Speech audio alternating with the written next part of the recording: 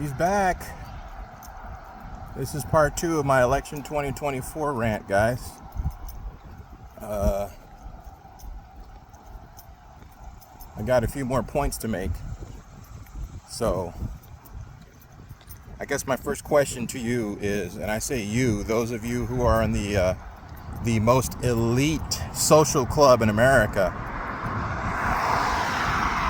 the top brass, the Navy SEALs, the SEAL Team 6 of Americans who think that you have achieved enlightenment and total and complete oneness with the universe in your elevated thinking. It's an elite social club of smug, arrogant, lazy people who think that running around repeating like a parrot that both sides are the same, it's all rigged, it's all lies, it's all fake, it's all acting, it's totally artificial, nothing ever changes, your vote doesn't matter. Okay, who's your guy then? Where is he? I'll vote for him right now. Where's your guy?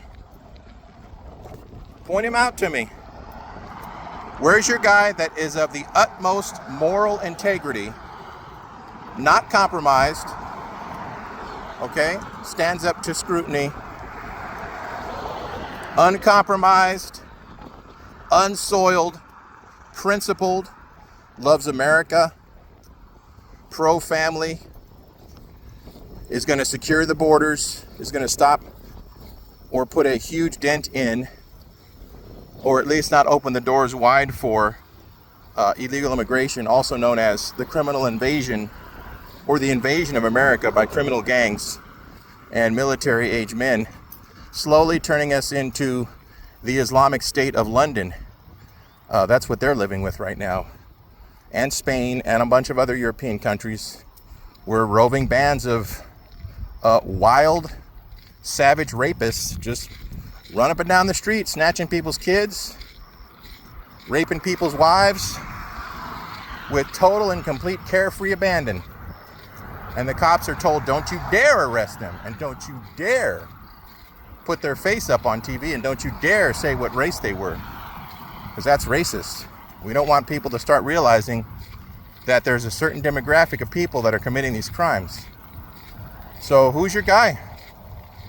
I want to know, where is he? What's the solution? All of you smug, arrogant elitists in your elite club of intellectual thinking, and we're so much smarter than the average American. Have you stopped for just a minute and realized that you're actually an anarchist and you are totally pro-anarchy?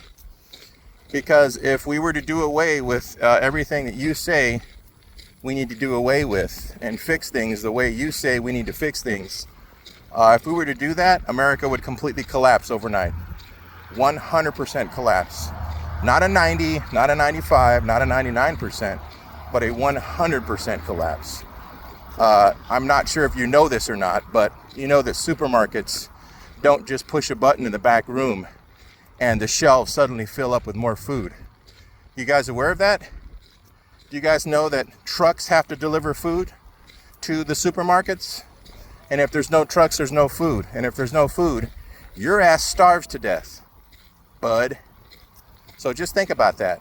Did you also stop to think that when this system collapses because you've gotten rid of the left-right paradigm, when you get rid of the left-right paradigm, you then have the prisons opening their doors because the guards can't be paid because, the government collapsed. And so now we have every prison, every jail in America opening their doors and letting all these criminals out. So now you have roving bands of hardened criminals, murderers, rapists, child predators, roaming the streets, coming to your house. And guess what? They're very hungry because the supermarkets have shut down. And they want to know, where's your wife? Where's your daughter? What do you got in there? You got any food? George Carlin, I'm stealing some of his material. He did a great sketch about this. There was nothing funny about it at all. The crowd was chuckling in the beginning. By the end of it, people were starting to leave. He basically didn't even tell a joke. He just foretold the complete downfall of America. So,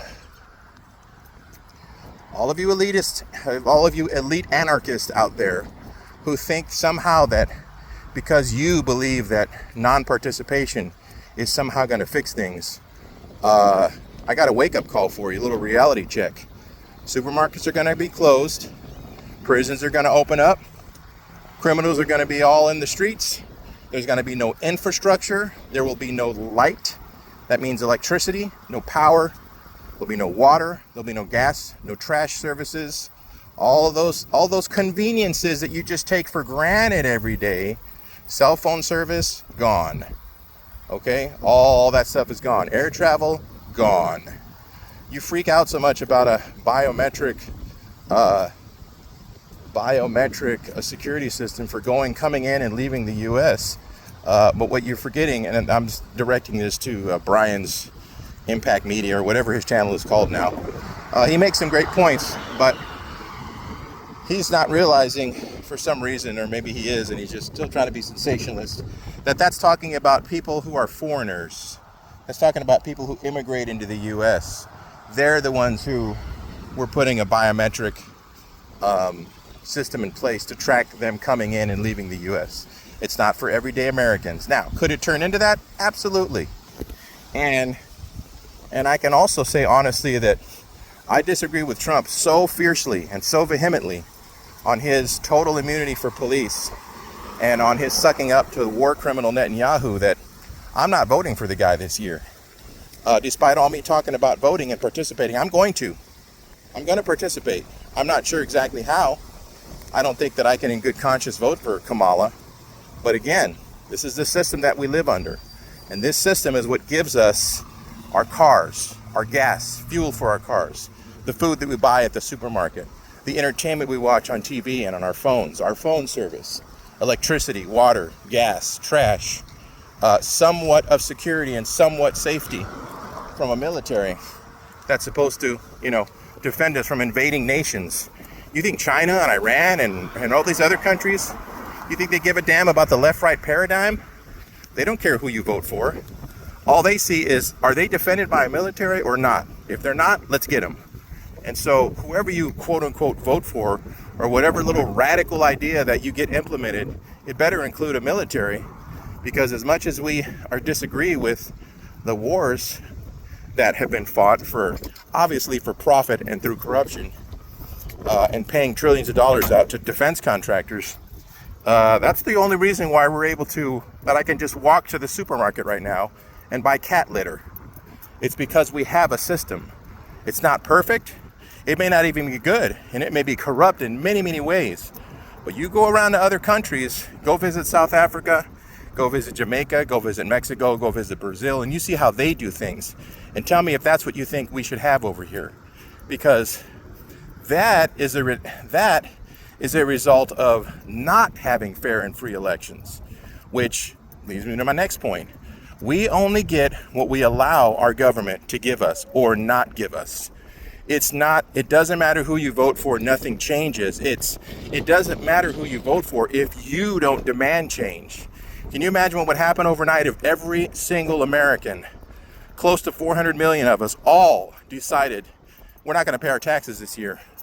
Not one you can come arrest every single one of us. You think they have enough IRS agents to arrest 400 million Americans who refuse to pay their taxes if we don't immediately fix police corruption or the border or all the many other things, or pull us out of the Federal Reserve? There is some truth to a shadowy group of people behind the scenes who don't necessarily care who gets elected. I still say that they do, because there's one side of the left-right paradigm that helps their agenda, and there's one that slows their agenda down. And they're not interested in slowing it down. They're interested in ramping it up. So if you think that they're actually going to help a candidate who slows their agenda down, you're a moron. You're a moron, and you don't know what you're talking about. You need to do some research. You need to take a full day and look into who these quote-unquote elite people are and what they're actually trying to do and how much they hate anybody who goes against them and literally tries to kill them. Now, not sure if you've watched the news lately, but even if that whole thing was completely fake, okay, convicting someone of multiple felonies to try and shut them up, come on, please, that's not an indication of both sides being the same. I know, it's all just a big stage. It was all fake. So if that's true, and I'm not saying it isn't, there would have to be a lot more people involved than are involved.